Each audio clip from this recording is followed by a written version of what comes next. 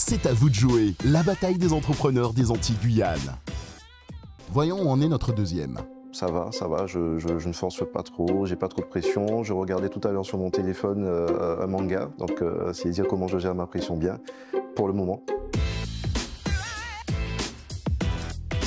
Notre deuxième candidat nous vient de la Guadeloupe et nous présente son projet Matati. Bonjour. Bonjour Jean-Philippe. Bonjour Jean-Philippe. Donc, je suis Jean-Philippe Ardenois et je vais vous parler de mon projet Matati. Alors, avant ça, je vais vous parler un peu de moi. Je viens d'une famille plutôt grande où ma grand-mère a fait 16 enfants et où j'ai toujours grandi entouré d'oncles et tantes, et particulièrement de tantes, qui pouvaient me garder lorsque j'étais petit et mes cousins. Donc, dans ce point de vue-là, j'ai grandi dans une famille où j'étais plutôt heureux. Dans cette idée-là, j'ai eu à créer en fait une application qui s'appelle Matati, qui permet de recréer un peu cet univers où les enfants se sentiraient entourés, sécurisés, à l'aise et où les parents pourraient recevoir des services de babysitter en fait pour pouvoir garder leurs enfants en cas de besoin. Aujourd'hui, j'ai envie de pousser ce projet un peu plus loin, voire beaucoup plus loin parce que les enfants méritent ce qu'il y a de mieux et je veux pouvoir sécuriser un peu plus cette relation qu'il y a entre les parents et les gardes d'enfants, notamment en permettant tout ce qui est donc la vérification des profils des parents, de leur carte d'identité pour les gardes d'enfants, de leur expérience aussi, puisque aujourd'hui on a d'un côté les babysitters qui peuvent être n'importe qui et les assistantes maternelles qui sont agréées, diplômées et qui sont suivies. Ce petit vide là qui reste pour les parents qui ont des besoins urgents ou des besoins ponctuels, j'ai l'intention de le combler en fait en sécurisant cette plateforme là, et pour cela j'ai besoin d'embaucher des talents, notamment 3 talents qui permettraient de développer cela, de rendre ça plus intéressant. Merci Jean-Philippe. Voilà. Le temps imparti est arrivé, mais on a des questions à te poser. Et oui, c'est 1 minute 30, le temps du pitch, donc allez à l'essentiel. Je comprends que tu es développeur, c'est ça? Puisque c'est toi qui as mis en place l'application? Oui, tout à fait. De base, mon métier, c'est d'être développeur, spécialiste de base de données. Et donc, du coup, je n'ai aucun souci pour créer l'application en elle-même. Justement, il y a 1 millier de personnes dessus. 1 millier de personnes? Voilà. Et depuis quand tu l'as lancé?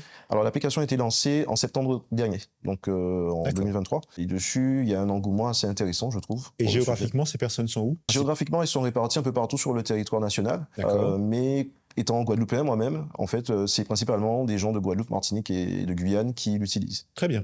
Voilà. Tu parles d'une application, est-ce que tu as quelque chose à nous montrer? Comme c'est une application, justement, je n'ai rien à montrer, mais elle est déjà en ligne. Elle est déjà en ligne. Quand on recherche Matati, mais justement par rapport à mon métier, c'est assez bien référencé, on tombe dessus. Comment ça se passe au niveau de l'inscription de la personne, le profil? C'est toi qui qualifies pour que... Justement, sur le profil, une chose que je mets en avant, c'est le côté social. C'est-à-dire que, on va dire, le risque zéro n'existe pas.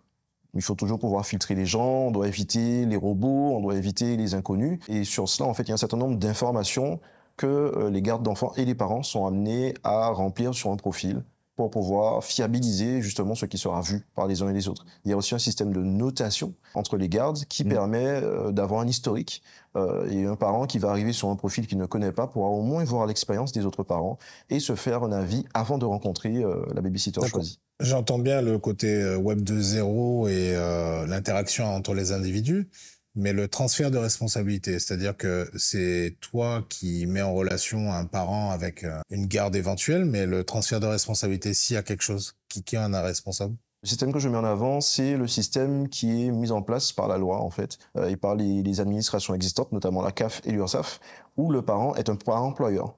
Donc actuellement, mon application atteint une limite, selon mon ambition, qui est que je mets juste en relation, un peu comme d'autres applications qui existent, de petites annonces et autres, et où je veux faire plus. Je ne veux pas juste mettre en relation, je veux soulager les parents au niveau administratif, en automatisant un certain nombre de choses, et aussi pousser les gardes d'enfants à se former.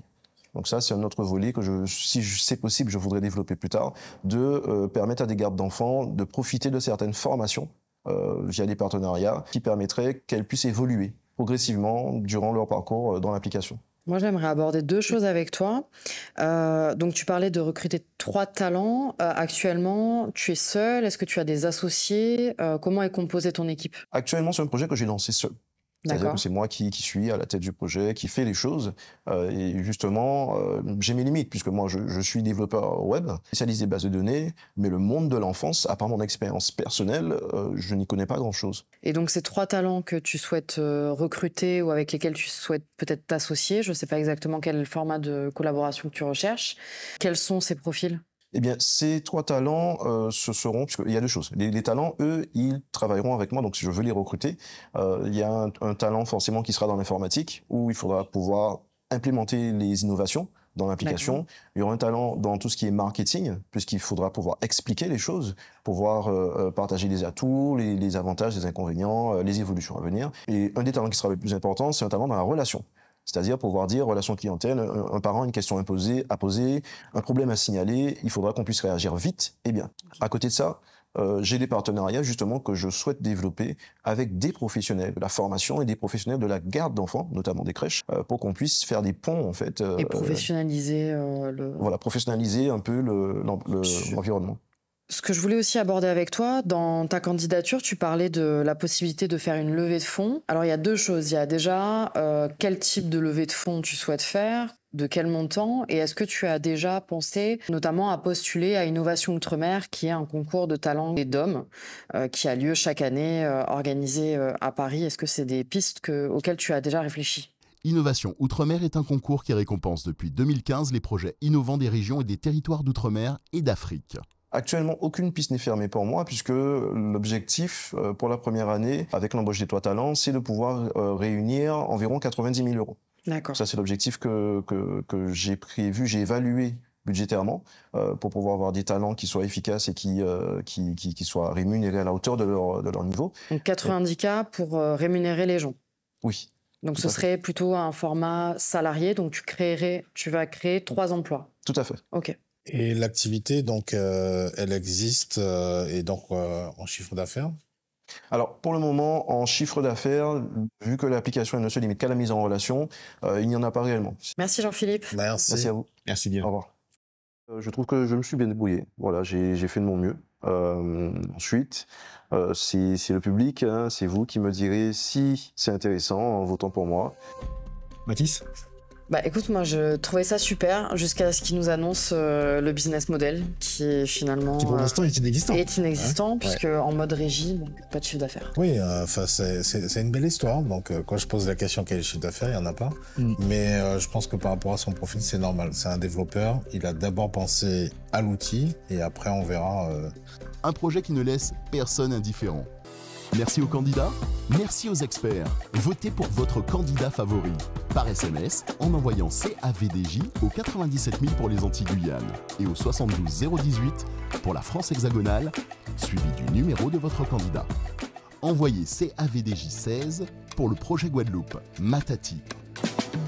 La bataille continue et seule la victoire compte. C'est le cumul des votes qui désignera le vainqueur de la saison. À bientôt et d'ici là, portez-vous bien.